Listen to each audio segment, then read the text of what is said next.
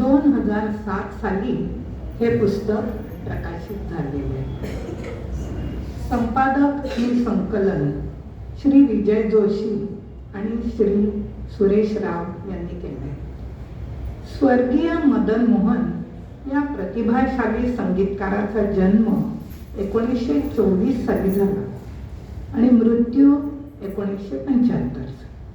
सन 1950 ते 1975 या हिंदी चित्रपट संगीताच्या सुवर्ण काळात अनेक अजरामर संगीत रचना मदन मोहन यांनी फक्त चित्रपटांसाठी निर्माण केल्या. गीतातील भावभावनांची उत्कट अभिव्यक्ती हा त्यांच्या संगीताचा आत्मा होता. त्यामुळेच गझल या संगीत प्रकाराशी त्यांचं अतूट नातं होतं. मदन मोहन यांचं संगीत आणि लता मंगेशकर यांचा स्वरविलास दिव्य व अपूर्व स्वरूपाचा होता.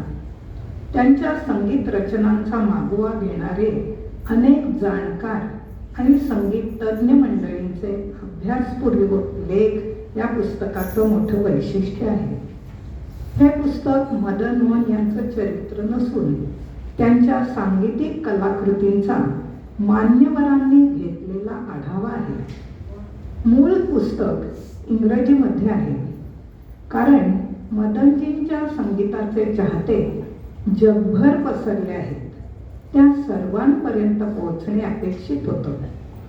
कैलासवासी डॉक्टर अशोकदा रानडे हे एक ख्यातनाम संगीत तज्ज्ञ, संगीतकार व विविध प्रकारच्या संगीताचे गाढे अभ्यासक होते. मदन मोहन हे त्यांचे आवडते संगीतकार होते. त्यांच्या गीतांचे विश्लेषण करताना ते म्हणतात, मदन मोहन यांच्या चित्रपट संगीत रचना या गीतप्रधान होत्या. सर्वसामान्यपणे चित्रपटातील गाणं म्हटलं की अनेक पैलू त्याच्यात असतात.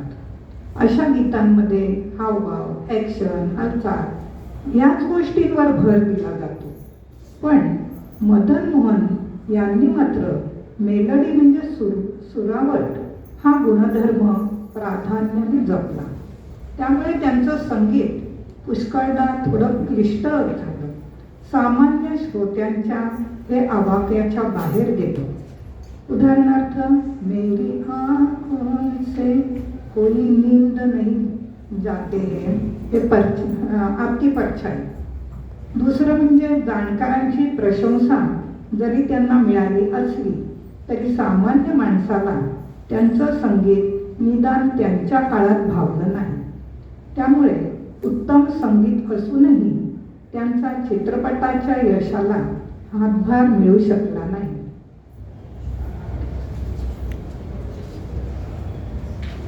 तिसरी गोष्ट म्हणजे चित्रपट संगीतात मदन मोहन यांचं एक स्वतंत्र घराणं होतं, असा अभिप्राय प्रसिद्ध संगीतकार राहुलदेव बर्मन यांनी सांगितला. संगीताच्या प्राध्यापिका, प्रसिद्ध गायिका व चित्रपट अभ्यासक डॉक्टर मृदुला दाढे यांनी गीतामधील भावाविष्कार प्रभावीपणे व्यक्त होण्यासाठी मदन मोहन यांनी मींड, मुरकी, हरकत, ठहराव या सांगीतिक अलंकारांचा किती कुशलतेने उपयोग केला आहे हे उदाहरण दाखवून दिलं आहे. माजी संगीतकार उत्तम सिंग यांनी मदन मोहन यांच्याकडे अरेंजर या नात्यानं काही चित्रपटांसाठी योगदान दिलं. हर तरफ अब यही अफसाना है या हिंदुस्तान की कसम या चित्रपटातील गीतांच्या रेकॉर्डिंगच्या वेळचा एक हृदय प्रसंग त्यांनी वर्णन केला आहे.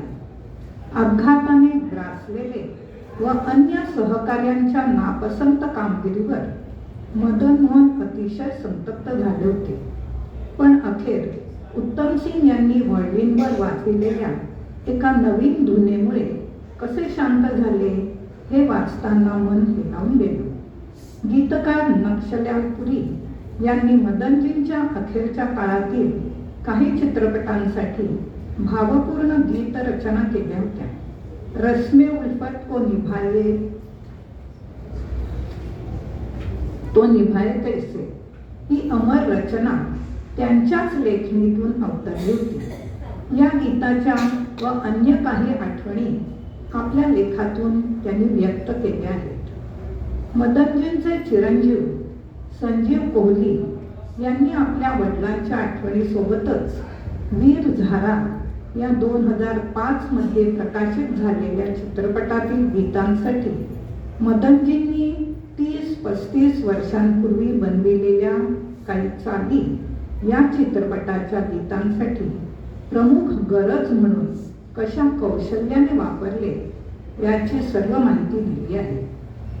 ओ.पी. दत्ता, B.R. इशारा यांच्याबरोबरच निखिल गजेंद्र गडकर, सुरेश राव, आल्हाद आपटे, विजय जोशी इत्यादींचे लेख येथे समाविष्ट आहेत. P.R. हंस यांचा गझल या काव्य प्रकाराची उत्तम माहिती देणारा लेख उल्लेखनीय आहे. लता दिदी, रेना सुलतान, श्रेया घोषाल, मनोहर अय्यर, महालक्ष्मी अय्यर यांच्याशी साधलेल्या संवादांचे शब्दांकन या पुस्तकाला एक वेगळा पैलू प्राप्त करून देतो.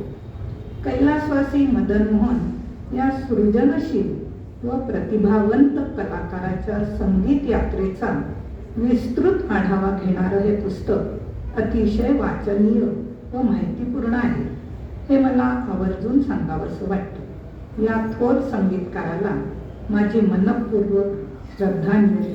धन्यवाद.